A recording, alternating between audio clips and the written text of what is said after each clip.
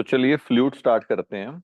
और सबसे पहले और जो सबसे इम्पोर्टेंट चीज है दैट इज प्रेशर। पहले आपको प्रेशर के बारे में पता होना चाहिए। सो प्रेशर होता क्या है? It is force per unit area. यानी अगर आप सपोज, बेस्ट एग्जांपल है, अगर आप एक शार्प नीडल को प्रेस करते हो स्किन के खिलाफ या किसी बोर्ड के खिलाफ, तो वो उसको छेद कर देगी, उसको पियर्स कर देगी। लेकिन अगर हम ब्लंट चीज पे उतनी ही फोर्स लगाएं, जैसे स्पून हो गया, ठीक है, तो वो उसको पियर्स नहीं करेगी, चाहे आप सेम फोर्स लगा रहे हैं। इसका रीजन क्या है? कि जब आप फोर्स सेम लगाते हो शार्प नीडल पे, तो उसका एरिया कम होने की वजह से उसमें फोर्स पर यूनिट एरिया बहुत ज्यादा है। और ये जो फोर्स पर यूनिट एरिया है, इसी को बोलते हैं प्रेशर। तो इसकी यूनिट हो जाती है न्यूटन पर मीटर स्क्वायर, जिसको हम पास्कल भी बोलते हैं। वहीं से इसकी डिमेंशन निकाली हुई है। तो आपको याद रखना है, what is pressure? It is force per unit area. और इसकी कुछ एप्लीकेशंस हैं, कई बार आपको पूछ लेंगे कि जैसे आप तीखे छोटे छोटे छोटे पत्थर तीखे चुभते क्यों है? बिकॉज एरिया कम है। ठीक है ना? सो जहां भी आपने याद रखना है कि एरिया कम हो जाएगा, सो प्रेशर बढ़ जाएगा। और जहां पे जैसे सूटकेस होते हैं, उसके हैंडल्स इतने ब्रॉड क्यों होते हैं? ताकि एरिया बढ़ जाए और प्रेशर कम हो जाए। ठीक है ना? सो बेसिकली आपको कंसेप्चुअल में याद रखना है कि एरिया कम होगा तो प्रेशर बढ़ेगा, और एरिया बढ़ेगा तो प्रेशर कम होगा। जो लिक्विड्स होते हैं, इसके मॉलिक्यूल्स रेस्ट पे नहीं होते, हर टाइम कोलाइड कर रहे होते हैं। तो ये कोई भी अगर लिक्विड है, उसके अंदर कोई बॉडी डालो या कंटेनर पे, ये थ्रस्ट लगाते हैं, फोर्स लगाते हैं, यानी force per unit area pressure लगाते हैं। एंड ये प्रेशर वेरी कैसे करता है? With depth. वो हमने सबसे पहले पढ़ना है, that is variation of pressure with depth. सोचो ये एक लिक्विड है, उस लिक्विड की हाइट है h, और उस लिक्विड का सिलेंड्रिकल लिक्विड मान लेते हैं, एरिया है a। तो यहाँ पे ऊपर से ये लिक्विड, यहाँ पे ऊपर से ऊपर वाला लिक्विड इसको कितनी फोर्स लगाएगा? That is P1 into A. What is P1? Pressure at this point. और प्रेशर हॉरिजॉन्टल लेवल पे हमेशा सेम रहता है, ऑब्वियसली डेप्थ के साथ वेरी करेगा तो। और नीचे सपोज कर लो प्रेशर P2 है, तो नीचे से इस लिक्विड को कितनी फोर्स लग रही है? That is equal to P2 into a. और इसका अपना लिक्विड का जितना हमने कॉलम कंसिडर करा हुआ है, ठीक है, वॉल्यूम ऑफ लिक्विड कंसिडर करा हुआ है, उसका वेट नीचे को एक्ट कर रहा है।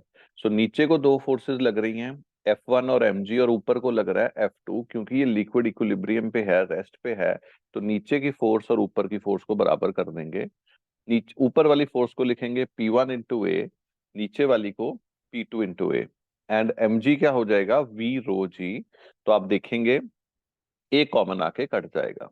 सो यहाँ पे जो प्रेशर P2 है, जो ऊपर प्रेशर P1 था, ठीक है, उन दोनों का रिलेशन क्या है?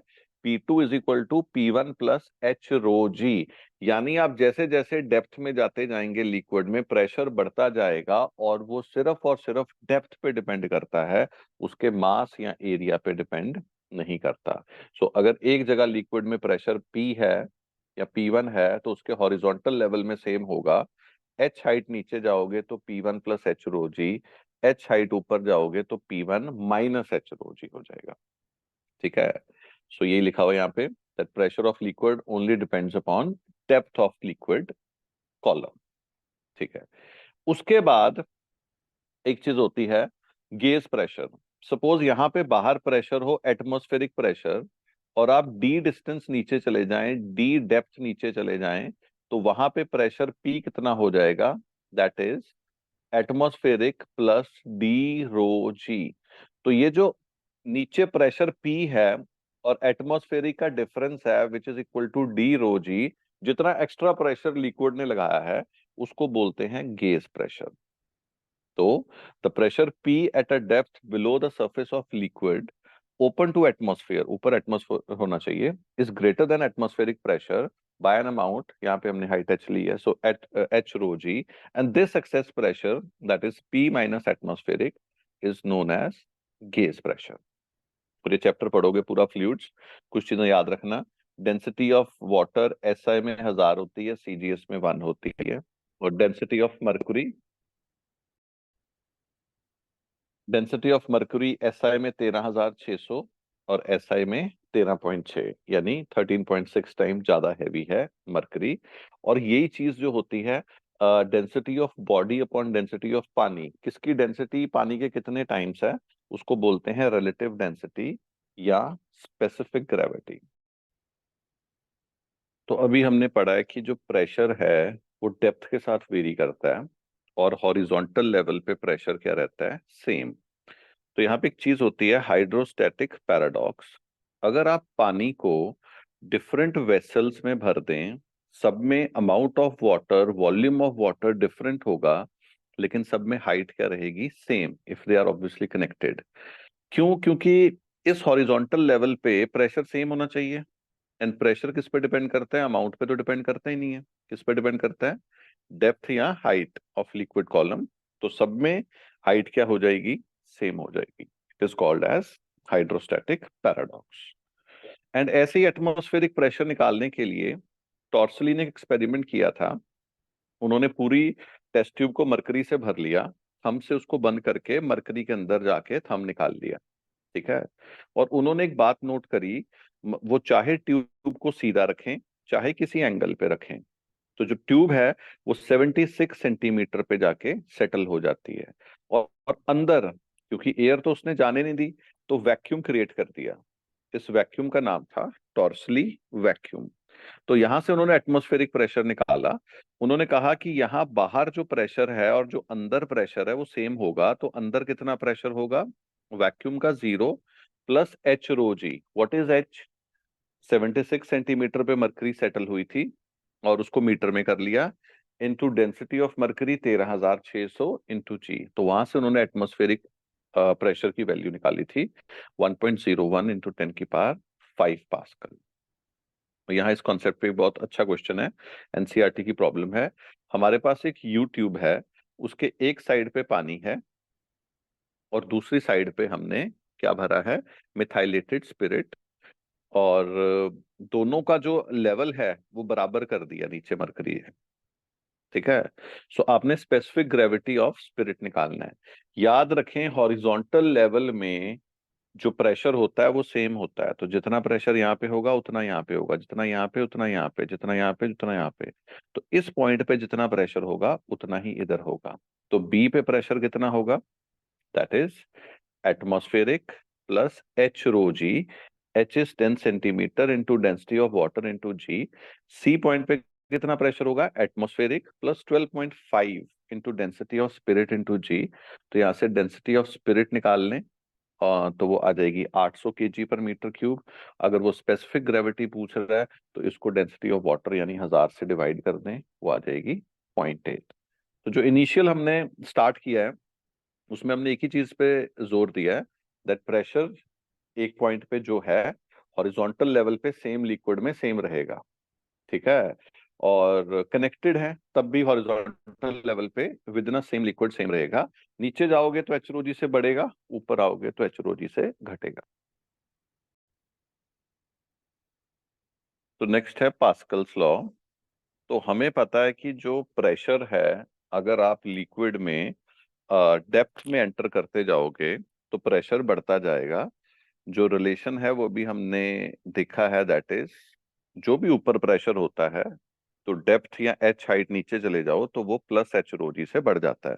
लेकिन अगर हम छोटी हाइट्स की बात करें, जहाँ हाइट का डिफरेंस बहुत कम है, तो आप कह सकते हो कि प्रेशर में कोई खास डिफरेंस नहीं आएगा। ऑब्वियस सी बात है, कुछ आप बड़ा डिस्टेंस ट्रेवल करोगे तभी एक नोटिसेबल डिफरेंस आएगा। सो ब्लेस पास्कल ने एक लॉ दिया। उन्होंने कहा कि pressure in a fluid at rest is same at all the points if they are at same height। अगर हाइट उनमें सेम है या अप्रोक्सीमेटली भी सेम है तो हर पॉइंट पे लिक्विड पे क्या होगा, प्रेशर क्या होगा, सेम। ठीक है ना। सो जो इसकी एप्लीकेशन है दो हैं, बहुत इंपॉर्टेंट है, that is hydraulic lift and hydraulic breaks. तो अगर हमारे पास अगर हमने किसी चीज को उठाना है तो वहां पे आप एरिया बढ़ा दें, जहां पे आप फोर्स लगा रहे हो एरिया कम कर दें, और बीच में आप इनकम्प्रेसिबल लिक्विड क्या कहते होते हैं, ऑयल वगैरह भर दें। ठीक है। तो अकॉर्डिंग टू पास्कल्स लॉ, अगर यहाँ पे प्रेशर P1 है और इधर प्रेशर P2 है, वो दोनों प्रेशर बराबर होंगे। What is pressure? Force upon area. तो यहाँ पे आप फोर्स लगा रहे हो विच इज F1 अपॉन वहां का area A1, that will be equal to, जहां लिक्विड आप पे फोर्स लगा रहा है, F2 अपॉन एरिया A2।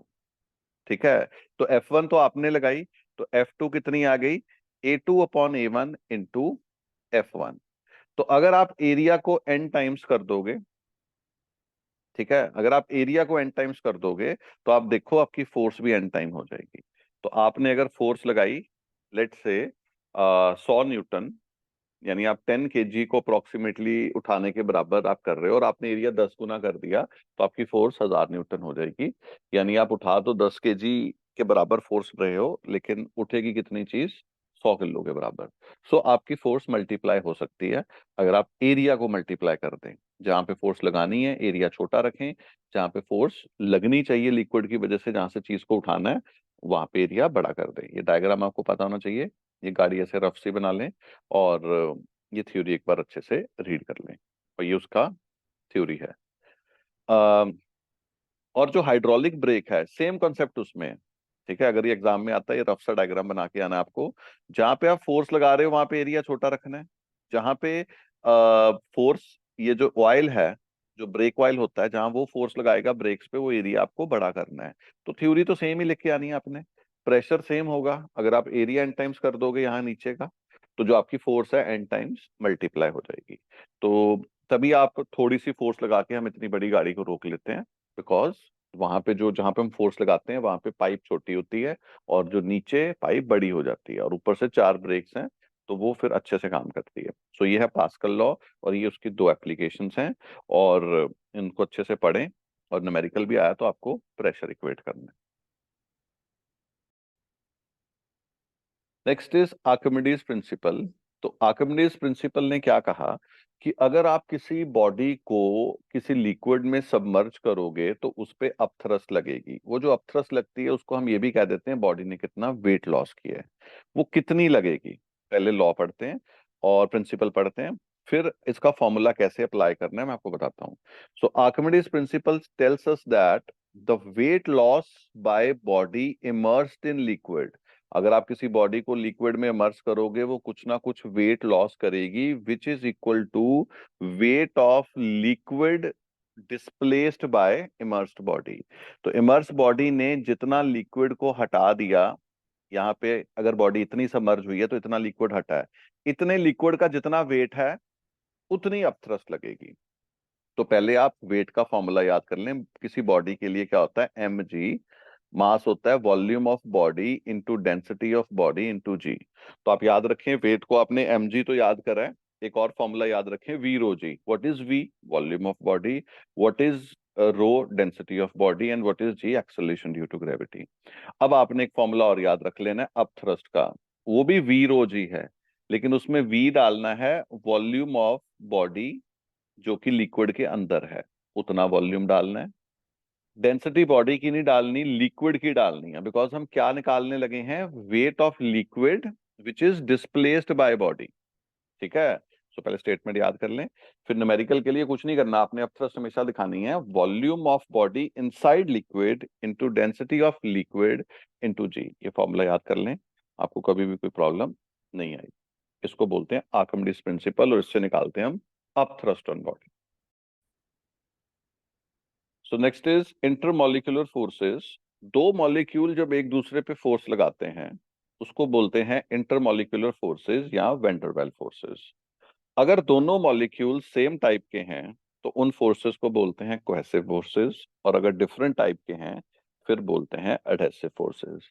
जब मॉलिक्यूल्स 5 एंगस्ट्रॉम डिस्टेंस पे आ जाते हैं, तो उनके बीच में फोर्स मैक्सिमम होती है और अट्रैक्टिव होती है, और 10 एंगस्ट्रॉम तक की लगती है।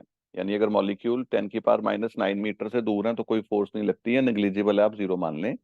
और अगर 5 एंगस्ट्रॉम से पीछे आते जाएं, 3.5 पे जीरो हो जाती है, फिर रिपल्सिव हो जाती है। सो जनरली जो फोर्स लगेगी, वो 10 एंगस्ट्रॉम तक ही लगेगी। यानी एक मॉलिक्यूल दूसरे मॉलिक्यूल को कहां तक फोर्स लगा सकता है? 10 एंगस्ट्रॉम तक, उससे ज्यादा डिस्टेंस पे वो फोर्स नहीं लगा सकता। और 5 एंगस्ट्रॉम पे क्या लगती है? Maximum. So next is molecular theory of surface tension. होता क्या है, वो मॉलिक्यूल्स जो लिक्विड के अंदर प्रेजेंट होते हैं, ठीक है, एक टॉप लेयर जिसकी थिकनेस 10 एंगस्ट्रॉम होगी, ये मैंने दिखा बहुत बड़ी रहा हूँ, लेकिन 10 एंगस्ट्रॉम होगी, इसको बोलते हैं सरफेस फिल्म। तो वो लिक्विड मॉलिक्यूल्स जो लिक्विड के अंदर हैं उसको हर तरफ से फोर्स लगती है, तो उस पे नेट फोर्स 0 होती है। लेकिन वो मॉलिक्यूल्स जो सरफेस फिल्म के अंदर होते हैं, और स्पेशली जो टॉप लेयर पे होते हैं, उन पे नेट फोर्स किधर को लगती है, नीचे को, क्योंकि उनके ऊपर मॉलिक्यूल्स नहीं है। तो एक बार मैं रीड करता हूँ, net force on molecules which are inside liquid is 0, जो अंदर वाले हैं, ठीक है, but molecules which are inside surface film experiences net force. ये सारे मॉलिक्यूल्स जो सरफेस फिल्म पे हैं वो नेट फोर्स महसूस करते हैं नीचे को, एंड टॉप लेयर जो है वो मैक्सिमम फोर्स महसूस करती है, ड्यू टू विच ये जो टॉप के मॉलिक्यूल्स हैं इनकी पोटेंशियल एनर्जी बहुत बढ़ जाती है।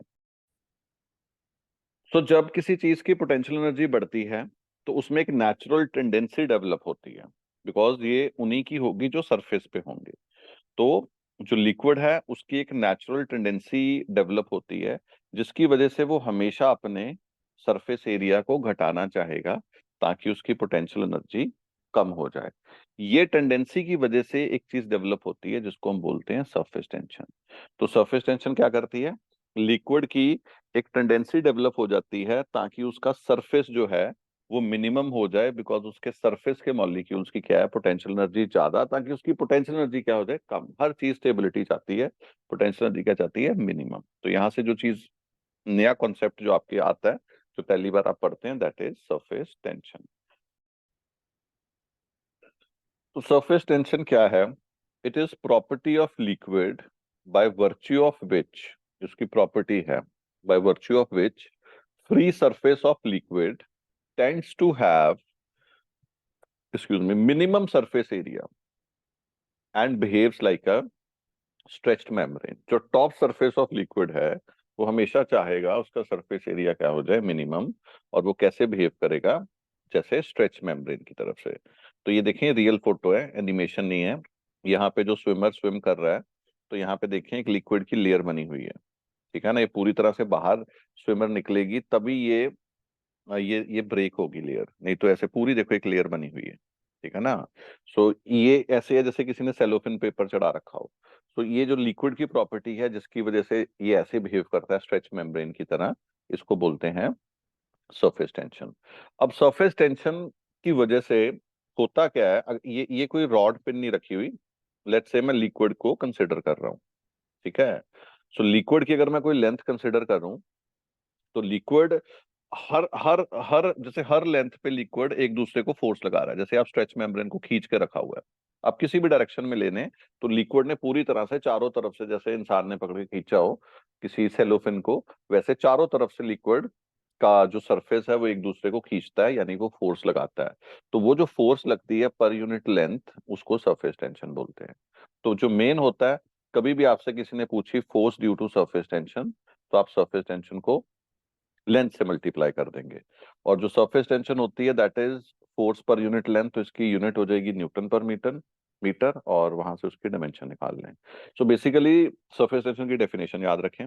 सरफेस टेंशन की वजह से फोर्स जब भी निकालनी है उसका फॉर्मूला याद रखें, सरफेस टेंशन इनटू लेंथ। जैसे यहाँ पे एक न्यूमेरिकल देखते हैं, ये यू ट्यूब जैसा फ्रेम है, उसके नीचे स्लाइडर है, स्लाइडर का कुछ मास गिवन होगा आपको। तो ये फिल्म है लिक्विड की, स्लाइडर की लेंथ एल है, तो यानी इसके दोनों तरफ हवा है, ठीक है। तो ये फिल्म स्लाइडर पे कितनी फोर्स लगाएगा, एक तरफ से सरफेस टेंशन इनटू लेंथ, और दूसरी तरफ से बैक साइड से भी सरफेस टेंशन इनटू लेंथ। तो कितनी फोर्स लगाएगा ये लिक्विड इस स्लाइडर पे, that is surface tension into 2L, because दो सर्फेसेज हैं। और वो किसको बैलेंस करेगा, वेट विच इज mg, वहां से सरफेस टेंशन निकाल लें। एनसीईआरटी का क्वेश्चन है, इसको एक बारी रीड करें अच्छे से। सो इलस्ट्रेशंस ऑफ सरफेस टेंशन क्या है, ये आपसे कंसेप्चुअल में पूछ लेते हैं। जो रेन ड्रॉप्स हैं वो स्फेरिकल क्यों होते हैं, बिकॉज सरफेस एरिया स्फीयर का मिनिमम है। एंड जो ऑयल है वो ठंडे पानी पे क्यों स्प्रेड करता है, बिकॉज कोई भी चीज तब स्प्रेड करेगी जब उसकी सरफेस टेंशन कम है। सो surface tension of oil is less than that of cold water. आप जब पानी को गर्म करोगे उसका टेम्परेचर बढ़ेगा, जब उसका टेम्परेचर बढ़ेगा तो उसकी सरफेस टेंशन कम हो जाएगी। तो गर्म पानी की सरफेस टेंशन कम हो जाती है और ऑयल से भी कम हो जाती है, तो वहां पे फिर गर्म पानी के ऊपर वो ड्रॉपलेट्स बनाएगा, स्प्रेड नहीं करेगा। जो डिटर्जेंट्स एंड एंटीसेप्टिक्स होते हैं, इनकी जानबूझकर सरफेस टेंशन लो रखी जाती है ताकि ये इजिली स्प्रेड हो जाए। Next is surface energy. So अब बेसिकली जब भी आप लिक्विड का सरफेस एरिया बढ़ाएंगे तो उसकी पोटेंशियल एनर्जी बढ़ेगी। तो पोटेंशियल एनर्जी ऐसे तो बढ़ेगी नहीं, आपको कुछ ना कुछ उस पर वर्क करना पड़ेगा। ठीक है, तो वो जो आप वर्क करते हो वो सारा किस में स्टोर हो जाता है, उसकी सरफेस एनर्जी में। So if area of liquid is to be increased, some work has to be done against the force of surface tension। ठीक है, and that work is called as surface energy और potential energy of liquid surface। Suppose हमारे पास again हमने एक liquid की film ली है जिसपे slider है, यानी दोनों तरफ लिक्विड है, आगे भी है पिछली साइड पे भी है, आपको आगे का दिख रहा है बैक साइड पे भी है, फिल्म है। ठीक है, सो हमने स्लाइडर को अगर डिस्टेंस एक्स स्लाइड किया, तो अगर आप ध्यान से देखें तो हमें कितनी फोर्स लगानी पड़ेगी, that is surface tension into 2L। Basically एक एक लेंथ यहाँ पे है, यहाँ पे भी सरफेस टेंशन की फोर्स लगेगी स्लाइडर पे। सॉरी, हम तो इस तरफ लेके जा रहे हैं, तो इस तरफ फोर्स लगेगी, और एक बैक साइड पे भी तो लगेगी ना, जो आपको दिख नहीं रहा सरफेस। तो इस पे कितनी फोर्स लग रही है लिक्विड की वजह से, due to surface tension S/2L। तो अगर आप उतनी फोर्स लगाएंगे तो ये जीरो वेलोसिटी के साथ धीरे धीरे धीरे धीरे धीरे चलेगा। ठीक है, तो आप इस पे कितना वर्क कर देंगे, लेट से आपने इसको डिस्टेंस x मूव कराया, तो आपने इस पे वर्क कर दिया F/x, यानी सरफेस टेंशन इंटू 2L/x। ठीक है, तो अगर आप ध्यान से देखें ये था लेंथ L, और अगर आपने डिस्टेंस x मूव कराया तो आपने कितना एरिया इंक्रीज कर दिया, LX एरिया आपने ऊपर इंक्रीज कर दिया और LX ही पिछली साइड कर दिया, यानी आप कितना एरिया में चेंज ले आए, 2LX।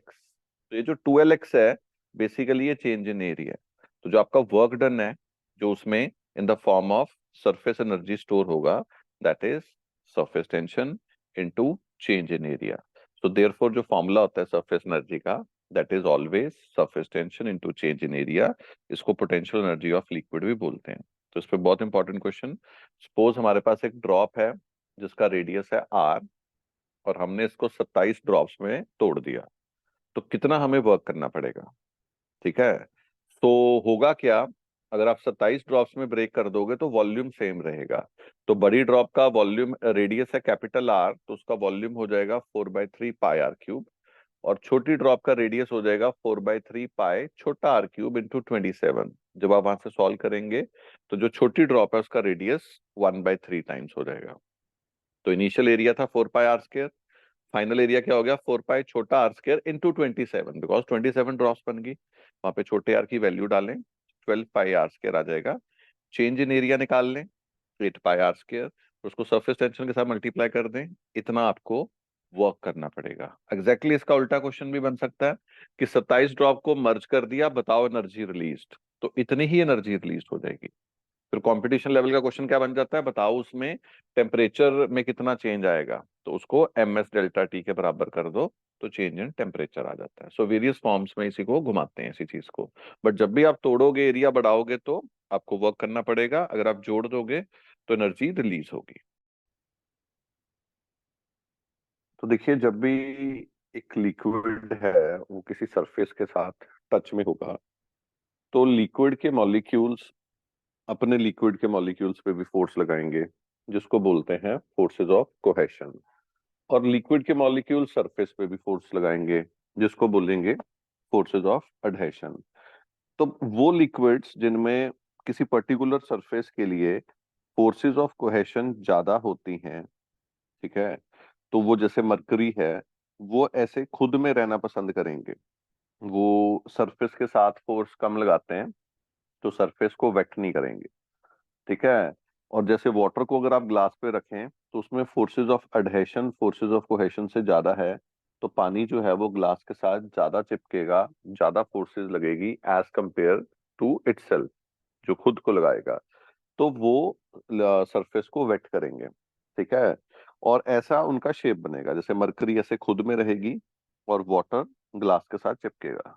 ठीक है, जब भी आप किसी लिक्विड को सरफेस पे रखोगे तो उसका कुछ ना कुछ एंगल ऑफ कांटेक्ट बनेगा। अब वो एंगल ऑफ कांटेक्ट क्या होता है?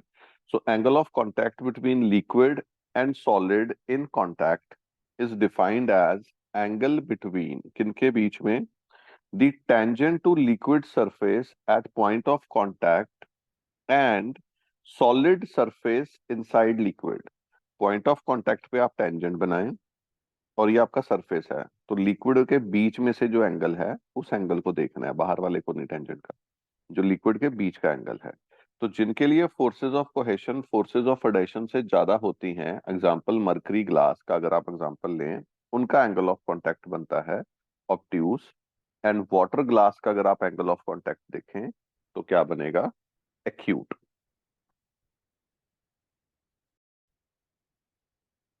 अब देखिए, नेक्स्ट इज एक्सेस प्रेशर। जब भी free surface of liquid curved होगा, ठीक है, तो वो दो तरह से कर्व हो सकता है। अगर आप उसको ऊपर से देखें, जैसे इसको आप ऊपर से देखें तो ये कॉन्वेक्स है, इसको ऊपर से देखें तो ये कॉनकेव है। तो ये पहले वाले को कहते हैं कॉन्वेक्स अप, मतलब ऊपर से कॉन्वेक्स, और इसको कहते हैं कॉनकेव अप। पहले वाले को नीचे से देखें तो कॉनकेव है, इसको कॉनकेव डाउन भी कह सकते हैं। ठीक है, किधर से आप देख रहे हैं। तो जब भी फ्री सरफेस कर्व्ड होगा तो एक तरफ प्रेशर ज्यादा होगा और एक तरफ प्रेशर कम होगा। ये जो डिफरेंस इन प्रेशर है इसको बोलते हैं एक्सेस प्रेशर। ठीक है, अब आप बात को समझें। जिनमें forces of cohesion as compare to forces of adhesion ज्यादा है, एग्जांपल मरकरी, तो उनका मेनिस्कस ऐसा बनेगा। तो अगर आप एक पॉइंट पे सरफेस टेंशन वाली फोर्स कंसिडर करें तो दोनों तरफ ऐसे लगेगी, तो इन दोनों का रिजल्टेंट किधर आएगा? नीचे। यानी अगर आप निचले पॉइंट पे देखें, ये P1 प्रेशर तो था ही, लेकिन एक्स्ट्रा प्रेशर इसको शेप का संभालना पड़ रहा है। ठीक है ना, जो सरफेस टेंशन की वजह से एक्स्ट्रा फोर्स का प्रेशर पड़ेगा, वो एक्स्ट्रा इसको संभालना पड़ता है। तो ये P2 जो होता है ये P1 से बड़ा होता है इस केस में, एंड P2 माइनस P1 को कहते हैं एक्सेस प्रेशर। अगर दूसरे केस में देखें जिनमें फोर्सेस ऑफ कोहेशन कम है, जैसे पानी, तो अगर आप सरफेस टेंशन वाली फोर्सेस देखें, ऐसे टेंजेंट के लॉन्ग एक्ट करेगी तो उसका रिजल्टेंट ऊपर को आएगा। तो जब ऊपर को आएगा तो नीचे प्रेशर बढ़ेगा नहीं घटेगा। इस केस में P1 P2 से बड़ा होगा, यानी P2 P1 से छोटा होगा। तो इस केस में एक्सेस प्रेशर होता है P1 माइनस P2। अब बच्चों को थोड़ी सी इसमें कंफ्यूजन रहती है, आप बस इतना याद रखें कि जो प्रेशर कॉनकेव साइड पे होता है वो हमेशा कॉन्वेक्स साइड से ज्यादा होता है। तो इधर ये कॉनकेव साइड है, इधर प्रेशर ज्यादा होगा, इधर ये कॉनकेव है, इधर प्रेशर ज्यादा होगा। तो नेक्स्ट है excess pressure inside liquid drop या बबल। ये बहुत इंपॉर्टेंट है न्यूमेरिकल पॉइंट ऑफ व्यू से भी, और डेरिवेशन भी बहुत आती है इसकी। सपोज हमने यहाँ पे एक लिक्विड की ड्रॉप कंसिडर करी है। ठीक है, ड्रॉप मतलब अंदर लिक्विड है, तो उसका एक ही सरफेस है, दैट इज आउटसाइड। तो ऑब्वियसली अगर आप देखें अंदर वाली साइड कॉनकेव साइड है, तो अंदर P2 P1 से बड़ा होगा, तो इसमें एक्सेस प्रेशर होगा P2 माइनस P1। हम ऐसे लेट करते हैं, इस एक्सेस प्रेशर की वजह से ड्रॉप डेल्टा आर से एक्सपैंड कर गई। तो कितना वर्क किया?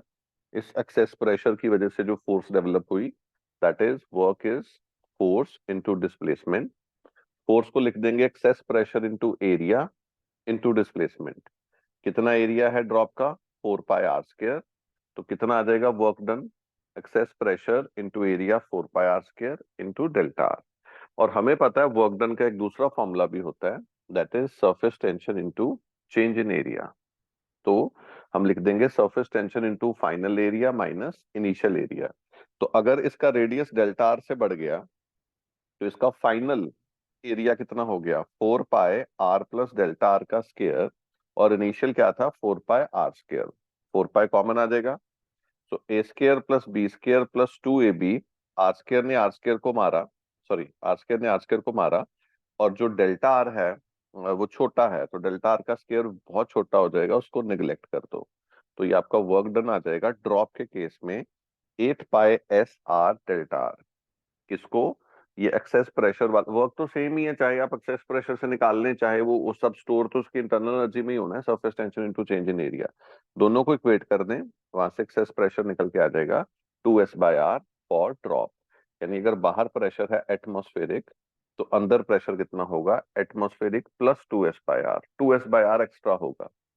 अगर ये ड्रॉप ना होती, बबल होता, तो बबल में अंदर अंदर भी एयर है, बाहर भी एयर है, तो उसमें दो सरफेस होते हैं। ठीक है, तो जब आप चेंज इन एरिया करोगे तो डबल होगा, बाहर का भी एरिया क्रिएट हो रहा है, अंदर का भी क्रिएट हो रहा है, बाकी स्टेप सेम है। उसमें जो एक्सेस प्रेशर निकल के आता है वो 4s/r आता है। अगर पेपर में ड्रॉप का आया तो ये डेरिवेशन कर दो, अगर बबल का आया तो ये कर देना। ठीक है, और याद रखने हैं दोनों फॉर्मूले। अब जो एयर बबल होता है इनसाइड वाटर, उसका एक ही सरफेस होता है, अंदर से हवा, बाहर तो उसके लिक्विड होता है। तो सपोज जो उसमें एक्सेस प्रेशर होगा वो 2s/r ही होगा। जो सोप बबल होता है उसके अंदर भी हवा है, बाहर भी हवा है। ठीक है, तो उसके दो सरफेस होते हैं, अंदर और बाहर। ठीक है, जो आप जैसे छोटे होते वो खेलते थे और वो सोप के बबल्स बनाते होते थे, ठीक है ना, वो जो हवा मार के हम बबल से बनाते होते थे। तो वो उसके दो होते हैं, लेकिन एयर बबल जो लिक्विड के अंदर है उसमें तो हर तरफ पानी है, उसको तो ये जो रेड से शेड किया बस यहीं हवा होती है, उसमें एक ही सरफेस होता है। तो air bubble in side liquid means drop की तरह है, सिंगल सरफेस, उसका एक्सेस प्रेशर होता है 2s/r। तो जैसे यहाँ पे एयर बबल है तो उसमें प्रेशर कितना होगा, एटमॉस्फेरिक प्लस HROG तो होगा, प्लस 2s/r एक्स्ट्रा होगा। Next is capillarity. तो कैपिलैरिटी क्या होता है, it is phenomena of rise or fall of liquid in a capillary tube। And जब लिक्विड को आप एक छोटी पाइप में, मतलब एक लिक्विड है उसमें छोटी पाइप इंसर्ट करोगे, तो या तो उसमें लिक्विड ऊपर को चढ़ेगा या नीचे को गिरेगा। वो किस पे डिपेंड करेगा, वो डिपेंड करेगा एंगल ऑफ कांटेक्ट। जिनका एंगल ऑफ कांटेक्ट एक्यूट होता है वो वाले लिक्विड्स कैपिलरी के अंदर राइज कर जाते हैं। ठीक है, और जिनका एंगल ऑफ कांटेक्ट ऑब्ट्यूस होता है वो वाले लिक्विड कैपिलरी के अंदर फॉल करेंगे। तो अब जैसे फॉर एग्जांपल हम वाटर के लिए हम कर रहे हैं, तो यहाँ पे क्या होता है कि जो वाटर है ग्लास के साथ वो ऐसी शेप बनाएगा, बिकॉज उसका एंगल ऑफ कांटेक्ट क्या आएगा, ये थीटा एक्यूट। ठीक है, अब क्योंकि ये वाला मेनिस्कस बनाएगा, तो इसका बाहर है लेट से प्रेशर एटमॉस्फेरिक, अंदर है पी, तो कॉनकेव साइड पे प्रेशर ज्यादा होता है, यानी जो पीए है वो पी से बड़ा है। तो नीचे जो प्रेशर पी था ना वो कम हो गया। वो कितने से कम हो गया, वो 2s/r। आप इसको एक इमेजिनरी पूरा इसको ड्रॉप मान लें, क्योंकि इसका ये तो इमेजिनरी मान रहे हो ना। नीचे देखो इसका एक ही सरफेस है, ऊपर एयर आएगी, नीचे तो पूरा लिक्विड है, तो एक ही सरफेस बनता है। तो इसको एक पूरी इमेजिनरी ड्रॉप मान लें, तो जो कॉनकेव साइड पे प्रेशर है वो कम हो जाएगा, यानी एटमॉस्फेरिक प्रेशर जो होगा वो नीचे वाले प्रेशर से ज्यादा होगा। कितने से ज्यादा होगा, 2s/r। यानी जो नीचे प्रेशर है वो टेक्निकली कितना निकल के आएगा, पीए, यानी जो यहाँ पे प्रेशर है वो होगा PA-2s/r। क्योंकि नीचे प्रेशर कम था इसीलिए ये राइज किया, मतलब पहले तो यहाँ पे शेप बनी, जब नीचे प्रेशर कम हुआ तो लिक्विड राइज कर जाता है। अगर ऐसे शेप बनती तो नीचे प्रेशर अंदर इनसाइड लिक्विड बढ़ जाता तो वो फॉल कर जाता। लेट्स से ये H हाइट तक राइज किया, तो H हाइट तक राइज किया, तो यहाँ पे B पॉइंट पे प्रेशर, बाहर एटमॉस्फेरिक है तो एटमॉस्फेरिक होना चाहिए, तो B पॉइंट का प्रेशर कितना होगा, PA।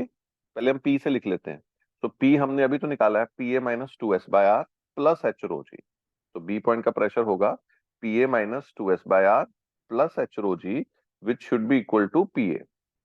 PA ने PA को मारा तो HROG कितना आ गया, 2s/r। बेसिकली ये जो प्रेशर का ड्रॉप हुआ था ना 2s/r, उसी को कवर करने के लिए लिक्विड राइज किया बाय HROG। वहां से H निकल के आ जाएगा 2s/r ρg। तो जो इसमें हाइट निकल के आई है जिससे लिक्विड राइज करेगा, दैट इज 2s/r ρg। इसमें जो r है that is radius of this, जो इसको रेडियस ऑफ कर्वेचर भी बोलते हैं, जो हमने एक इमेजिनरी ड्रॉप एज्यूम करी थी उसका रेडियस कैपिटल R है।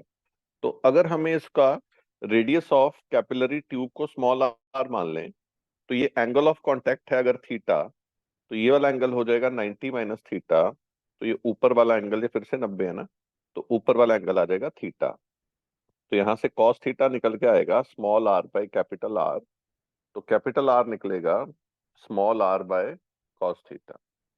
तो कैपिटल आर की यहाँ वैल्यू डाल देंगे, that is small r by cos theta. Cos theta ऊपर चला जाएगा, तो ये फॉर्मूला जो आपको याद रखना है, जिसकी डेरिवेशन बहुत बार आती है, दैट इज असेंट फॉर्मूला, यानी लिक्विड कितने से राइज या फॉल करता है in capillary tube, is 2s cos theta by r rho g. अब यहाँ पे क्लियरली पता लग रहा है, अगर forces of cohesion forces of adhesion से कम होंगी तो थीटा एक्यूट होता है पानी की तरह, कॉस थीटा पॉजिटिव, सो पानी उसमें राइज करता है कैपिलरी ट्यूब में। मरकरी के केस में फोर्सेज ऑफ कोहेशन ज्यादा होती हैं as compare to forces of adhesion, उसका थीटा ऑब्ट्यूज होता है, तो cos of obtuse is negative, तो एच नेगेटिव आ जाता है, उसमें लिक्विड फॉल करेगा। एंड अगर सपोज कर लो ये लिक्विड 10 सेंटीमीटर तक जाना था और आपने ट्यूब सिर्फ 5 सेंटीमीटर की डाली, तो क्या लिक्विड बाहर फॉल करता है? नहीं, कभी फॉल नहीं करेगा। लिक्विड क्या करेगा, अपना नेचुरल एंगल ऑफ कांटेक्ट को चेंज कर लेगा।